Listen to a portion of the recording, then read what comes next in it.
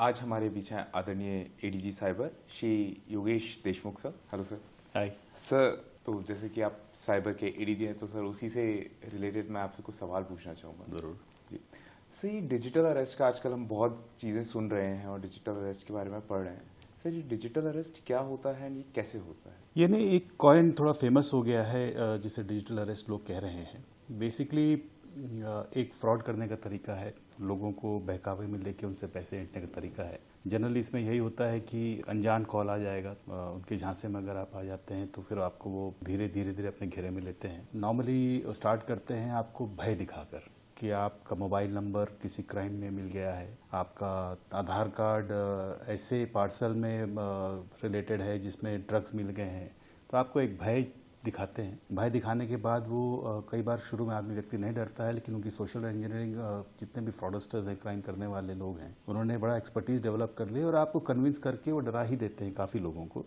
और जो जो डर जाता है, उनकी झांसे में आ जाता है, उनसे धीरे धीरे वो उनकी सारी इन्फॉर्मेशन लेना शुरू कर देते हैं। उसके बाद फिर उनको एक इन्फॉर्मेशन इसलिए ले पाते हैं कि कह देते हैं कई बार कि अगर आपने इन्फॉर्मेशन नहीं दी तो आपको इमीडिएटली पुलिस बाहर आके अभी पकड़ लेगी, और अगर आप ऐसा नहीं चाहते हैं तो आप हमारे साथ कोऑपरेट करिए, आप आइए, हम वीडियो कॉल में ले लेते हैं और आपका सारा जितना बैंक अकाउंट हमको सैनिटाइज करना पड़ेगा। हमारे पास अलग अलग पीछे बैकग्राउंड में वो ऑफिस बना लेते हैं, जैसा लगता है कि वाकई पुलिस बनकर वो आपसे बात कर रहे हैं। कभी ईडी का ऑफिस बना देंगे, कभी पुलिस का ऑफिस बना देंगे, कभी सीबीआई का ऑफिस बना देंगे, और वीडियो कॉल में ऐसा लगेगा कि वाकई आप किसी सरकारी एजेंसी से बात कर रहे हैं। वो आपको किसी भी तरीके से कन्विंस करके आपसे आपकी सारी इन्फॉर्मेशन निकालते हैं और वो आपको अपने जगह से हिलने नहीं देते हैं। तो बेसिकली वो जो टर्म है कि आप अपनी जगह से हिल नहीं पाते हैं, आपको इतना डरा देते हैं कि अगर आप हिले तो बाहर पुलिस पकड़ लेगी, तो आप एक ही जगह बंद रहते हैं, उसी को वो टर्म आ चुका है डिजिटल अरेस्ट, जो कहने का है। बेसिकली अल्टीमेटली एक फ्रॉड करने का तरीका है जी। बट सर, डिजिटल अरेस्ट जैसी कोई चीज़ होती नहीं है हमारे कानून में। डिजिटल अरेस्ट नाम की कोई चीज़ नहीं होती है। बार बार प्रधानमंत्री जी से लेकर सभी जिम्मेदार लोगों ने बार बार कहा है, और ऐसी कोई भी चीज़ होती नहीं है, ना हमारे कानून में कोई प्रावधान है।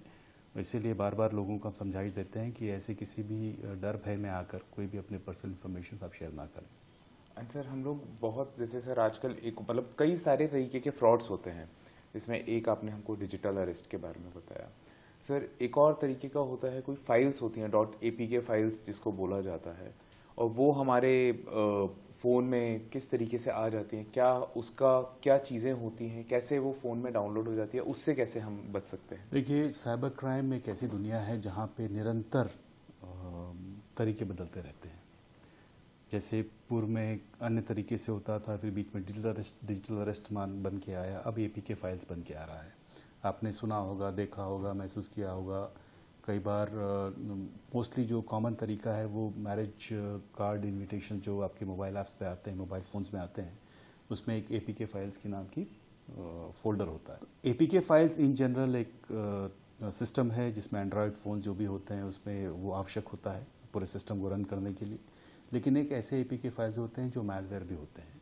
इसीलिए जैसे ही अगर आप किसी अनजान सोर्सेज से, अनसिक्योर्ड नेटवर्क से आपने उसको डाउनलोड कर लिया, तो आपकी बहुत सारी पर्सनल इन्फॉर्मेशन चली जाती हैं। कई बार आप ऐसे मैलवेयर्स होते हैं जो आपके फ़ोन को टेक ओवर कर लेते हैं। उसके बाद तरह तरह के साइबर क्राइम्स आपके साथ हो सकते हैं। सर, हम इससे बच कैसे सकते हैं? साइबर क्राइम जो मेरा व्यक्तिगत अनुभव है और जो जनरली हर जगह यही चलन में है कि जो व्यक्ति जो ऑनलाइन दुनिया में है, इंटरनेट यूज़ करता है, जो सतर्क है, जो साइबर दुनिया की हाइजीन को अपनाता है, इंटरनेट दुनिया में जो हाइजीन आवश्यक है उसको अपनाता है, उसके साथ फ्रॉड्स करीब करीब नहीं होते हैं। बचने का तरीका हर जगह यही है कि आप सतर्क रहिए। टेक्नोलॉजी अपनाना बहुत अच्छी बात है, लेकिन टेक्नोलॉजी में अपनाने वक्त जो सावधानियां बरतनी हैं, अगर आप नहीं बरतेंगे तो आपके साथ धोखा हो सकता है। इसीलिए कभी भी अनट्रस्टेड सोर्स से आप कुछ भी डाउनलोड ना करें। किसी भी अननोन वीडियो कॉल्स को आप टेकअप ना करें। ये आदि बातें अगर आप सतर्क रहते हैं, जनरली APK फाइल्स के लिए विशेषकर ये है कि आप किसी से भी अनट्रस्टेड नेटवर्क से या किसी भी अनट्रस्टेड फाइल को आप डाउनलोड मत करिए। और कहीं से भी आपके पास मैसेज आता है APK फाइल का, तो आप कॉल बैक करके पहले वेरीफाई कर लीजिए और अगर आप ऐसा आप सतर्क रहेंगे तो आपके साथ धोखा होने की संभावना नहीं रहेगी। सर म्यूल अकाउंट एक टर्म हम बहुत कॉमनली आजकल सुन रहे हैं। सर ये म्यूल अकाउंट्स क्या होता है? देखिए, किसी भी साइबर क्रिमिनल को अपने अपराध को अंजाम देने के लिए कुछ तरीके अपनाता है, और साइबर क्राइम इसलिए भी बढ़ रहा है कि वो जो क्रिमिनल है वो महसूस करता है कि उसकी पहचान सामने नहीं दिख रही है, वो छुपा हुआ है, किसी उसके पास पर्दे हैं, अनजान दुनिया से व्यक्ति से बात करके उसको ठग ले पा रहा है। तो अल्टीमेटली ट्रांजैक्शन जो ऑनलाइन में होगा वो बेसिकली इंटरनेट के माध्यम से ही होगा, डिजिटल ट्रांजैक्शन ही होंगे, तो नॉर्मल फ्लो में आएगा। अब डिजिटल ट्रांजैक्शन के लिए बैंक अकाउंट होने का आवश्यक है, बिना बैंक अकाउंट के डिजिटल ट्रांजैक्शन हो नहीं पाएंगे। तो क्रिमिनल क्या सोचता है कि मेरे पास ऐसे अकाउंट हैं जिसमें मैं आइडेंटिफाई ना हो पाऊँ। मैं अपने अकाउंट में अगर पैसे ठगी के पैसे लेता हूँ तो नेचुरली आइडेंटिफाई हो जाऊँगा। इतने सारी जो एजेंसीज़ हैं, गवर्नमेंट की इन्फोर्समेंट एजेंसीज़ हैं, वो आपको पकड़ लेंगी। तो वो चाहता है कि मैं एक ऐसा अकाउंट यूज़ करूँ, बैंक अकाउंट यूज़ करूँ, ऐसे बैंक अकाउंट में ठगी के पैसे मांगूँ या मंगवाऊँ जहाँ से वो एनफोर्समेंट या पुलिस जो एजेंसीज़ हैं अगर वो पहुँचे भी तो वो मेरे तक ना पहुँच पाए, कहीं और तक पहुँच ट्रैक ना कर पाए। तो वो करते क्या है, अब एक काइंड ऑफ बड़ा नेटवर्क सा डेवलप हो रहा है, ऑर्गेनाइज टाइप से ये क्राइम होने की ओर बढ़ रहा है। ये ऐसे अनसस्पेक्टिंग लोगों से बात करके गांव देहातों में जाकर और ये कहकर कि आपको उनके बैंक अकाउंट्स खुलवा लेते हैं। कई बार उनको ऐसे स्कीम्स के बारे में भी कि हम सरकारी स्कीम्स वगैरह लॉन्च करने वाले हैं, आप अपना डिटेल दे दीजिए, उस डिटेल से बैंक अकाउंट खुलवा लेते हैं।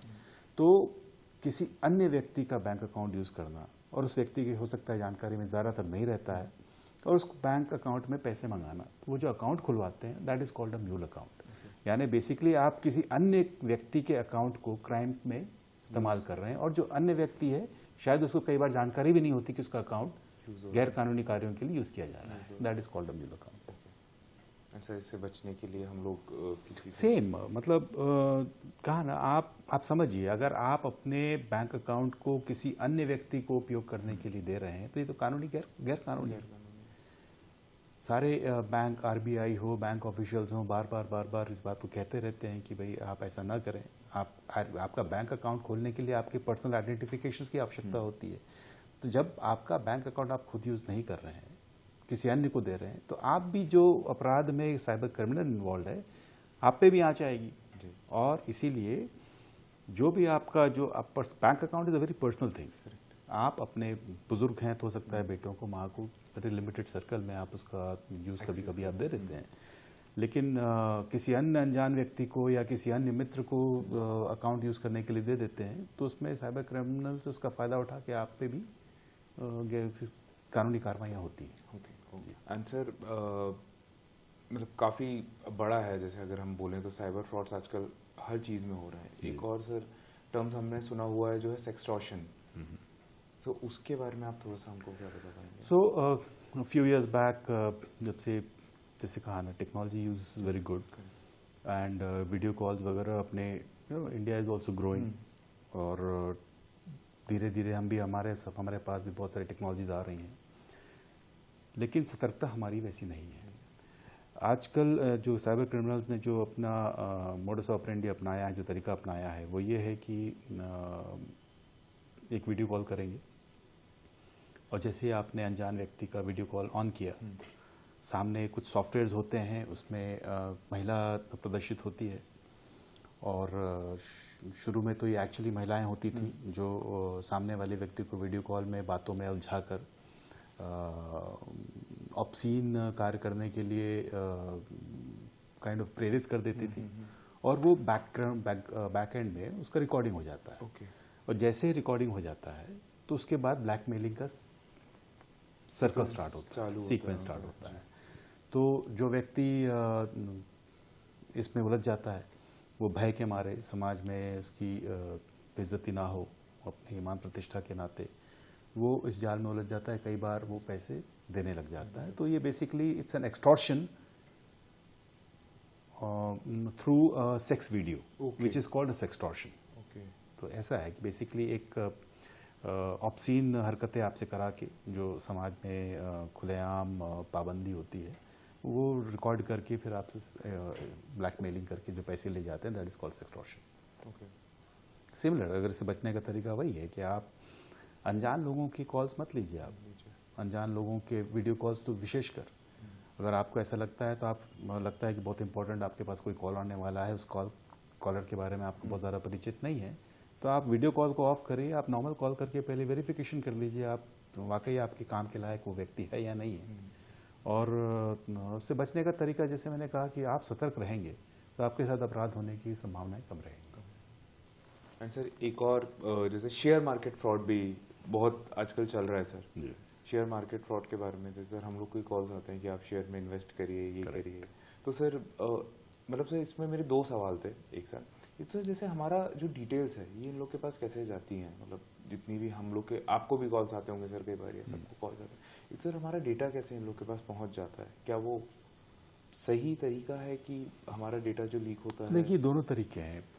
कुछ there is sale of data illegally, और कुछ अपन जो ऐप्स यूज़ करते हैं उसमें अपन परमिशन देते हैं। जी जी। तो इट्स अ कॉम्प्रोमाइज़ इस बीच में है कि या तो आप वो सुविधा लें और थोड़ा बहुत आप अपनी पर्सनल लिबर्टीज़ को कॉम्प्रोमाइज़ करें। जी। जैसे आप अपने कॉन्टैक्ट लिस्ट दे देते हैं, या गैलरी के फ़ोटोज़ को आप शेयर करने लग जाते हैं, या अन्य कोई जानकारी हो, या फिर आप बिल्कुल ऐप यूज़ मत करिए और आप सेफ रहिए। तो it is a balance between calculated risk और सुविधाएं जो हैं। तो डेटा कुछ इलीगल मार्केट में जाता भी है। हम हर जगह आज आप देखेंगे जहाँ भी आप जाते हैं शॉपिंग के लिए जाएं, यहाँ जाएं, वहाँ जाएं, कई जगह आपके सभी की डिटेल्स आ जाते हैं, तो डेटा ऐसे फ्लो करता है। अब आपने कहा कि शेयर मार्केट में जो इन्वॉल्व हो जाते हैं वो कैसे हो जाते हैं। देखिए साइबर क्रिमिनल्स कर क्या रहे हैं, बेसिकली उन्होंने सोशल इंजीनियरिंग, आपकी साइकोलॉजी को समझने का बहुत अच्छा तरीका उन्होंने सीख लिया है और सीखते जा रहे हैं। आप किसी भी मानव के लालच का या भय का वो अपने तरीके से फ़ायदा उठा लेते हैं। जैसे मैंने कहा सेक्सटॉर्शन वाली बात है, आपको भय दिखाएंगे कि आपका रिकॉर्डिंग हो गया है और आपको फिर ब्लैकमेलिंग करेंगे, या आपको भय दिखा देंगे डिजिटल अरेस्ट में पुलिस बनकर, नकली पुलिस बनकर कि भाई आप हमसे कोऑपरेट करिए, हमारा आपका पैसे सैनिटाइज करना है, ले लेंगे। ऐसे ही शेयर मार्केट का है। कई बार आपको मिलते जुलते जो कंपनीज हैं उनसे मिलते जुलते नाम के आपसे कन्वर्सेशन स्टार्ट होगा। बहुत सारे ऐसे लोग हैं जो साइबर क्राइम्स बैठ के आपको मैसेजेस भेजते जाएंगे, आप तत्काल बैठ के आप शेयर मार्केट में 5% कमाते हैं, हम आपको 20% कमा के देंगे। तो आदमी व्यक्ति का इंटरेस्ट जागने लगता है, सभी का नहीं जागता, कुछ का जागता है, and that is what they are looking for. कुछ भी लोग फंस जाए उनके लिए फ़ायदा है। तो जैसे ही आप उस लिंक में जाते हैं वो आपसे कॉन्वर्सेशन स्टार्ट करते हैं। तो पहले आपसे व्हाट्सएप पे करेंगे, फिर आपको एक इंस्टाग्राम में ले जाएंगे, फिर वो नेचुरली व्यक्ति एकदम से विश्वास करता नहीं है, तो लेकिन उसको विश्वास में लेने के लिए वो उनके एक पूरा गैंग काम करता रहता है। इंस्टाग्राम ग्रुप में ऐसे ऐसे लोग जुड़े होंगे जो बार बार इस बात को कहते रहेंगे, thank you so much sir, मेरे पास इतने पैसे आ गए और मेरा इतना प्रॉफिट हो गया और वैसा हो गया और ऐसा हो गया, मैं तो और पैसे इन्वेस्ट कर रहा हूँ। इनका एक गैंग रहेगा जो बैकग्राउंड में ऐसा महसूस करवाएगा आपको कि वाकई बहुत ज़्यादा प्रॉफिट हो रहा है, तो धीरे धीरे इसकी भी इंटरेस्ट जागने लगेगा। फिर आपको जेन्युइन वेबसाइट का एक लिंक देंगे, उसमें आप बोले साहब हमारी ये वेबसाइट है, आप जाके देखिए, और पता लग गया कि बहुत अच्छी कंपनी है, जेन्युइन कंपनी। उसमें जैसे नेचुरली उसका URL लिंक जेन्युइन होगा, आप देखेंगे, जाएंगे वहाँ पे, तो आपको सब कुछ सही लगेगा। फिर उसके बाद वो तैयार होगा जैसे ही व्यक्ति, तो उसके पास दोबारा एक लिंक आएगा, बोले साहब ठीक है, आप जैसे आपसे 2 दिन पहले हमारी बात हुई थी और ये लिंक है, इसमें आप करिए, शुरुआत में आप जो चाहें आप इन्वेस्ट करें। वैसे ही वो जो लिंक होगा मिलता जुलता कंपनी से होगा, ओरिजिनल कंपनी से, लेकिन उसमें it will not be original, कुछ ना कुछ वो फेक वेबसाइट होगी। स्पेलिंग आगे पीछे होगी, कोई डॉट होगा, कोई लेटर ऊपर होगा, नीचे होगा। तो जैसे ही आप उस फेक वेबसाइट पे जाएंगे, आपके सारे डिटेल्स आप अपने भरने लग जाएंगे और आपको ऐसा लगेगा कि इन्वेस्टमेंट जो आपका है वो बढ़ते जा रहा है। आज आपने 100 रुपये इन्वेस्ट किए थे, यार अचानक से मेरे 200 हो गए, 200 के 500 हो गए। शुरुआत में आपसे कम इन्वेस्ट कराएंगे, करते करते करते मैंने देखा है लोगों को, वेल एजुकेटेड लोगों को 2.5-3 करोड़ रुपए इन्वेस्ट करते हुए, और फिर फाइनली जब आप पैसे अपने वापस मांगते हैं तो सब आपका लिंक हट जाता है, वो इनकॉग्निटो हो जाते हैं, गायब हो जाते हैं। फिर नेचुरली फिर आप परेशान होकर पुलिस के पास आते हैं, फिर इन्वेस्टिगेशन स्टार्ट होता है। जी, ये है बेसिकली शेयर मार्केट फ्रॉड्स। अच्छा, इसी से सिमिलर शायद टेलीग्राम टास्क फ्रॉड भी इसी से रिलेटेड सिमिलर है, अगेन फिर वही एक ही चीज़ है, फिर आपके वो ग्रीड का फ़ायदा Greed. उठाते हैं, या तत्कालिक आपको लगता है कि मैं एक्स्ट्रा काम करके कुछ पैसे कमा लूँ, तो आपको लाइक्स के देंगे, शुरू में कुछ पैसे वापस भी आएंगे, और उसके बाद फिर जैसे ही आप ज़्यादा उसमें घुसे, वो आपके साथ फ्रॉड हो जाएगा, आपके पैसे लौटते नहीं। इसी पर पूरा पॉइंट ये है कि आप अनजान व्यक्ति से इंटरेक्शन, फाइनेंशियल इंटरेक्शन आपका नहीं होना चाहिए। जैसे ही आपको कोई इन्वेस्टमेंट की बात करता है, पैसे ट्रांसफ़र की बात करता है, या धमकाता है पैसे लेने के लिए ऑनलाइन, आपको एकदम सतर्क होना चाहिए और हिम्मत दिखाकर आपको उसको पहली बात एग्जीक्यूट नहीं करना चाहिए। और कभी ऐसी घटना घटती है तो आप आइए, पुलिस के पास आइए, हम आपकी मदद करेंगे। सर बेसिकली जिस्ट ये है कि लोभ लालच डर जो आप लोग बोलते हैं। एग्जैक्टली, और यही बॉटम लाइन है, इसी का ये अन्यथा फ़ायदा उठा रहे हैं, और ये हज़ारों लोगों को रोज़ फ़ोन लगाते हैं, उनके पास 5-10 भी अगर उनकी झांसे में आ गए तो उनका काम बन जाता है। तो ये नेटवर्क साइबर क्राइम की दुनिया का बहुत तेज़ी से बढ़ रहा है, और हम यही आशा करते हैं, लोगों से हम बार बार एडवाइजरी जारी करते हैं, please do not share your personal information. जैसे ही कोई आपसे पैसे मांगता है तो आप सतर्क हो जाइए, पहले वेरीफाई करिए व्यक्ति जेन्युइन है नहीं है। अनजान दुनिया में इंटरनेट के माध्यम से जो आपके पास जानकारी आ रही है वो सब अनवेरीफाइड है, तो उस पर आप एकदम से विश्वास मत करिए। और आप पूछिए आपका ऑफिस कहाँ है, हम आपके ऑफिस में आके आपसे बात करते हैं। थोड़ा सा आपको शुरुआत में लगेगा कि भाई डिस्कम्फर्ट है, लेकिन आपके डिस्कम्फर्ट से हो सकता है आपके हज़ारों लाखों करोड़ों रुपए बच जाएं। तो अगर आप सतर्क रहेंगे, अनजान व्यक्तियों से आप एकदम वार्तालाप करके अपनी पर्सनल इन्फॉर्मेशन शेयर नहीं करेंगे, पासवर्ड्स अपने स्ट्रांग रखेंगे, तो आपके साथ धोखा होने की संभावना कम है। तो पासवर्ड से ही एग्जैक्टली मेरा नेक्स्ट क्वेश्चन वही था कि सर हम लोग बड़े सिंपल पासवर्ड रख देते हैं, 1 2 3 4 5 6, या जैसे हमारी डेट ऑफ बर्थ तो नाम रख दिया, 1 2 3 लगा दिया। तो सर हमें पासवर्ड किस टाइप से रखने चाहिए? सी मार्केट में पासवर्ड ब्रेकर्स के बहुत से एल्गोरिदम्स ऑलरेडी मार्केट में हैं जी। तो अगर आप इतना सिंपल पासवर्ड रखेंगे तो सिस्टम ऑटोमेटिकली उसको रन करके प्रेडिक्ट करके आपका फ़ोन खोल भी लेगा, आपके सिस्टम को खोल लेगा। इसीलिए कहा एक बड़े इजी हो जाता है प्रेडिक्ट करने के लिए, क्योंकि मशीन है, मशीन प्रेडिक्शन कर देती है। इसीलिए जब आप कॉम्प्लिकेटेड पासवर्ड रखते हैं तो कोई भी बाहर का मशीन उसको ब्रेक करने में इतनी आसानी नहीं होती हो पाएगा। तो और दूसरा है, चलो मान लीजिए मशीन नहीं भी यूज़ हो रहा है तो जो व्यक्ति है वो जानता है कि आप लापरवाह हैं, आपने बड़े इजी पासवर्ड रख दिए हैं, तो वो बड़ा इजीली ब्रेक इन कर जाता है। एक बार आपका सिस्टम कॉम्प्रोमाइज़ हुआ, मोबाइल फ़ोन कॉम्प्रोमाइज़ हुआ, आपके सारा पर्सनल डेटा बाहर चला गया, तो फिर उस साइबर क्राइम की दुनिया में आपके साथ किस लेवल तक का धोखा होगा, ये तो दुर्भाग्य वाली बात है। एंड सर लोग पुलिस के पास जाने में भी डरते हैं जी, बहुत ज़्यादा, और कई लोगों को सर ये भी नहीं पता होता है कि जाना कहाँ है।